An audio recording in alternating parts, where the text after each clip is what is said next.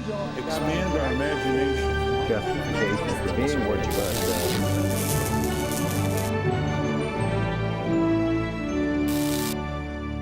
Hello and welcome to CBS News Weekly Political Roundtable. I'm John Dickerson.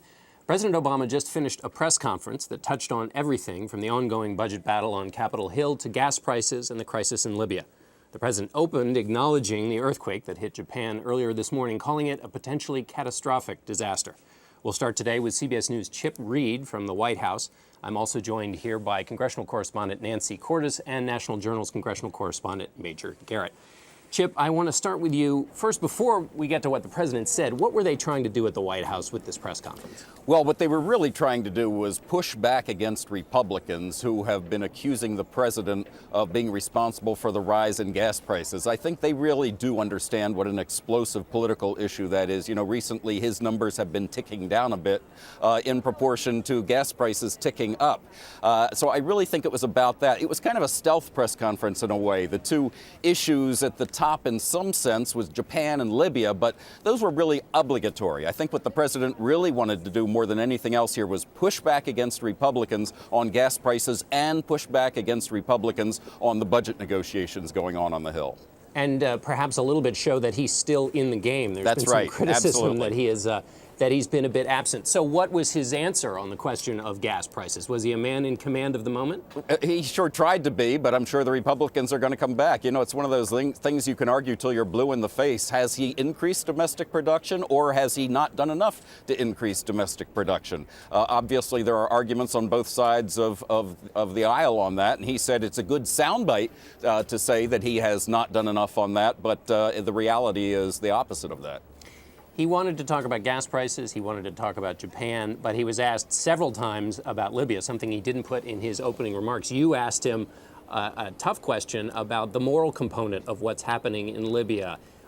How do you frame his answers, both to your question and the other ones he was asked about Libya? Well, I didn't really think he moved the ball very far on that. He did say in response to mine that there are going to be some judgments here. He is going to have to make there are going to be some judgment calls, I believe, are the words he used, leaving open the possibility of just about anything. But on the other hand, he really didn't go beyond his usual everything's on the table response. That's right. He talked about meetings that will happen in NATO That's next right. Tuesday. And all incremental stuff. Yes. Nancy, I want to ask you a question. One of the things the president was asked about are these nuclear reactors in Japan. You've been on the phone today reporting about this. How much of a problem is this with this earthquake? How much of a danger might it be? Well, we're getting conflicting reports out of Japan. On one hand, we're hearing that the pressure within this reactor where the coolant system failed is rising. And that's a concern, of course, because if pressure builds up, then you could have a release of radioactive steam, and that's why they've evacuated people within a 2-mile radius of this reactor. On the other hand, we've been told that the U.S. military has flown in backup power, either in the form of diesel generators or battery packs, to this reactor, and that if you can just get that online, then there won't be a problem anymore. Basically, these reactors have two backup systems. If you lose power from the grid, then you've got a diesel generator. That failed after about an hour. And so then you go to battery packs. And it's the concern, once those battery packs fail, you don't have those thousands of gallons of water being pumped into the system on a continuous basis, which keep the reactor cool that you need in order to keep the pressure down. So we'll have to watch this throughout the day. And is this something that will be resolved one way or the other within a day, or is this, what's the timeline here in terms of those battery packs failing and moving to another crisis situation? Well, what one expert told me is that once you get these battery packs online, or if you get the generators online, you can keep going with them for weeks. You don't need to get electrical power back right away. So assuming that logistically crews are able to get to this site, that it's not blocked because of some kind of problem resulting from the tsunami and all the water and all the devastation, then things should be okay. It's just a matter of getting the material there and getting it hooked up. All right, now we're going to pivot back to what the president, another thing the president talked about, as Chip mentioned, was the budget. And we're going to take a quick look here at something the president said about the budget. And then, Major, I want to get your thoughts about this. Here's what we know. The Republicans in the House passed a budget that has been now rejected in the Senate. They are not going to get 100% of what they want.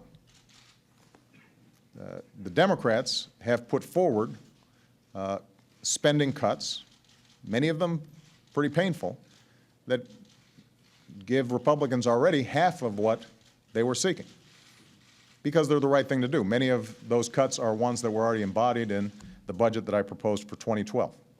Now, that's been rejected as well. So here's what we know, that both sides are going to have to sit down and compromise on prudent cuts somewhere between what the Republicans were seeking that's now been rejected and what the Democrats had agreed to that has also been rejected. It shouldn't be that complicated. Major, you'd never guess he was a professor. What did you make of that answer, but also just more generally, as Chip said, this was an attempt to send a message to Republicans. How clearly did that message come through? What do you make of it? Senate Democrats for almost 2 straight weeks now have been increasingly alarmed about the inactivity and the unwillingness of the president to draw sharp lines of differentiation between Democrats and Republicans on the spending future that's contained in this overall debate. I don't think they're going to be very happy with today's press conference, because the president is still talking about like it's just something in between, something in the middle, we can figure this out. On behalf of what, Mr. President? What are you trying to figure out? What are your goals, and what's out and what's in, and why? The president's still not prepared to make those kinds of delineations and let people know in a political sense what he's for and what he's absolutely against. Until that happens, this is going to muddle on, and Republicans will continue to believe they've got the momentum. And there are targets he could shoot for, right? I mean, there are Sure. things he could pick up from just today's news that he could use to make these clear lines. He was asked about housing. He said housing remains a difficult problem for the U.S. economy. Moments before the president took the podium, a House representative passed a bill to get rid of one of his home mortgage intervention programs. The president's own White House has a veto message against that. Did you hear a word from the president on that as to why he has to veto, why it's a bad policy? No. It's that kind of silence that unnerves Democrats on the Hill. Not a word, Nancy. When you're not covering about nuclear reactors, you're covering the Hill and juggling. Which sometimes apparently goes as well. nuclear. That's so. right. I want to ask you about the Senator Manchin from West Virginia, Yes. who, picking up on what Major said, went right at the president this week and said there's been a failure of leadership from the White House. And I'm not sure he's going to be very happy with this press conference today. Well, and I'm not sure that Senator Manchin wants the kind of leadership that most of his Democratic colleagues are looking for. Most of them want the president to take a hard line and say, look, these spending cuts that the Republican wants are just too drastic. We're not going to go there. Manchin would like to see the president actually reach out and meet the Republicans more in the middle. But I can tell you that most Democrats are not going to be thrilled, particularly with the president saying today Republicans won't get 100% of what they want. So are they going to get 95% of what they want? It's not exactly the toughest stand you could take. Chip, the president did mention a couple of things. Head Start, he mentioned Pell Grants and the Corporation for Public Broadcasting. But why so gently on his part?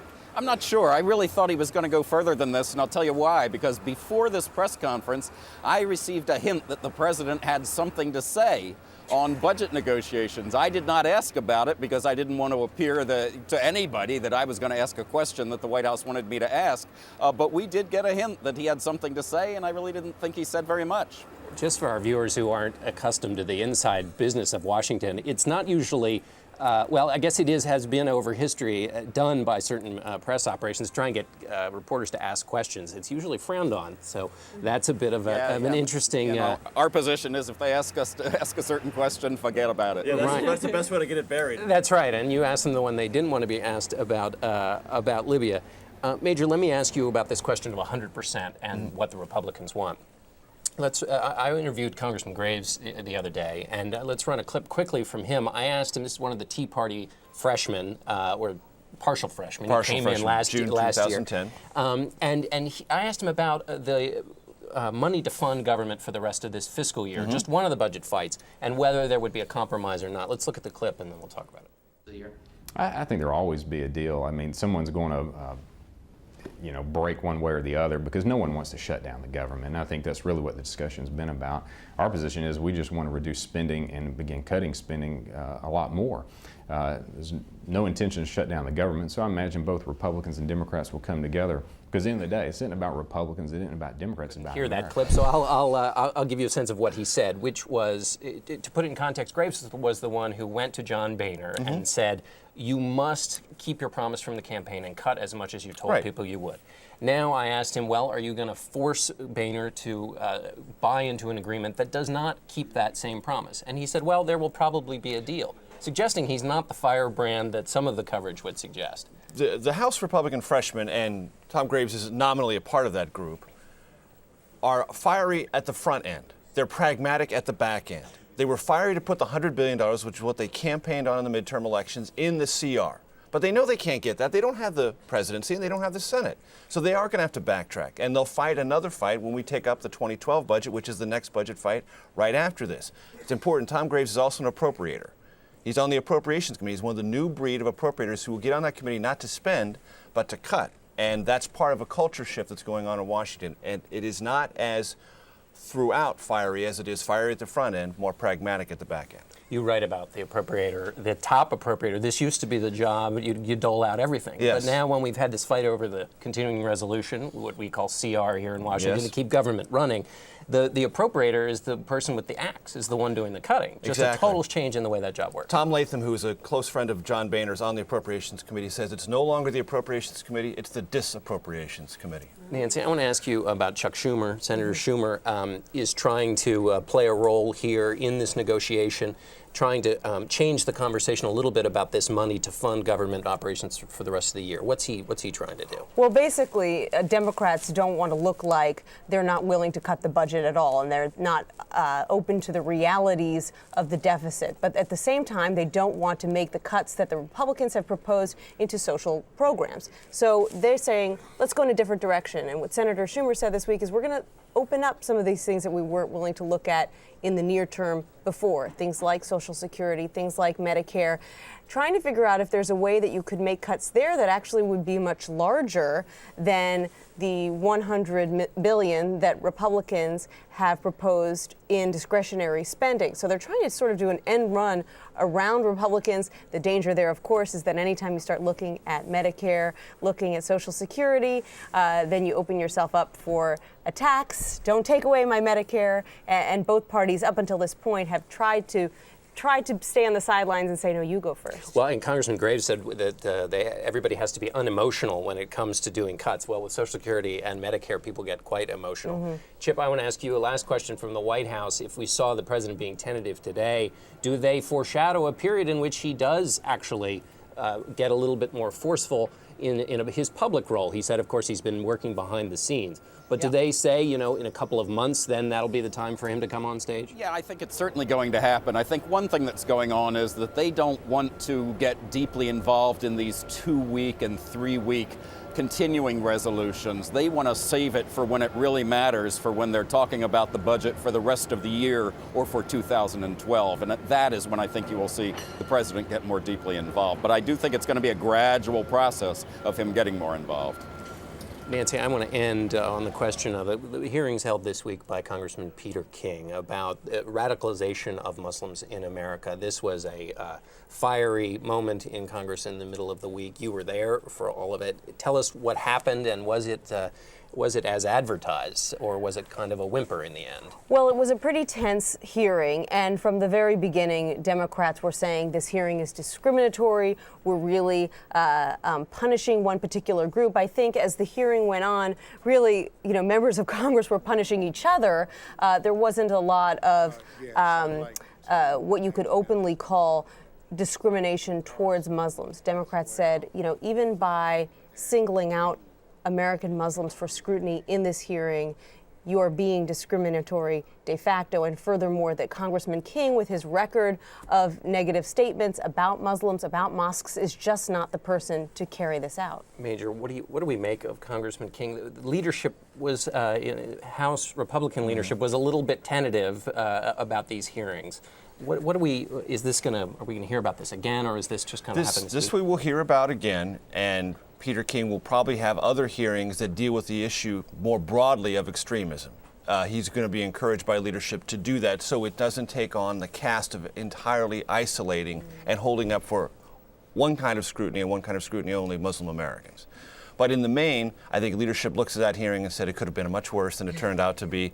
Probably something that is good to add to the overall debate and the arc of the country, and was handled about as well as it could have been handled. I have to say, I think if it had been anyone else holding this hearing besides Congressman King, I don't think that it would have gotten the kind of reaction that it did. But it was because it was Mr. King, who some people think has a vendetta, that it got this kind of attention. Right. In fact, there have been other hearings on this issue held by others that didn't get this. Joe Lieberman and Susan Collins held them in the Senate, but Peter King is the chairman of the committee. And in John Boehner's House, the Speaker defers to the committee chairman. Right, which is different. Even when they may step out of line. Right. Which is different than the way Speaker Pelosi, Speaker Gingrich, and Speaker Hastert did it. All right, it keeps things exciting. Indeed. Manager Garrett, thanks so much. Nancy, thank you. Sure thing. Chip, thanks very much. And thanks all of you for watching. That's it for Washington Unplugged. You can see more of my interview with Congressman Tom Graves on CBSNews.com.